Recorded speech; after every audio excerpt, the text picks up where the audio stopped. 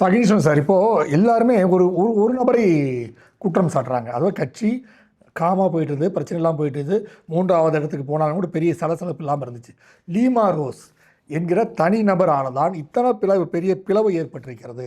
அந்த அம்மா அதிமுகவை பொதுச்செயலாளர் வருவதற்கு கூட முயற்சி செய்து கொண்டிருக்கிறார். கிட்டத்தட்ட 1000 கோடி 1500 கோடி நமக்கு தலை சுற்றுற அளவுக்கு அமௌண்ட்லாம் சொல்லிட்டு இருக்காங்க. இந்த தொகைகளை கொடுத்து தான் கட்சியை உடைக்கிறார்கள் லீமா ரோஸ் அப்படின்ற குற்றச்சாட்டு இருக்குது. ஸோ நேற்று வந்த ஒரு நபர் பணத்தை வைத்து அண்ணா திராவிட முன்னேற்ற கழகத்தை உடைக்க முயற்சி செய்கிறான்ற குற்றச்சாட்டு பெரிய லெவலில் போயிட்டு இருக்கு. எப்படி சார் பார்க்குறீங்க? அது கிட்டத்தட்ட அது உண்மைன்னு தான் மக்கள் இப்போ நம்ப ஆரம்பிக்கிறாங்க.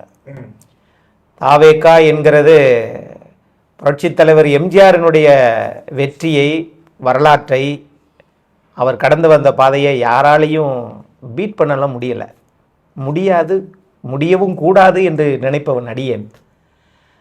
ஆனால் இன்னைக்கு திரு விஜய் அவர்கள் முகத்தை வச்சுக்கிட்டு தமிழ்நாட்டில் ஒரு தடை செய்யப்பட்ட ஒரு தொழிலை அந்த முகத்தை வச்சுக்கிட்டு அந்த குடும்பம் திரும்ப அரசியலில் கோலோச்சலாம் அப்படின்னு நினைக்கிறாங்களோ, அது முடிவை எடுக்கிறதுக்கு இவ்வளவு நாள் ஆச்சோ அப்படின்னு நான் பார்க்கிறேன்.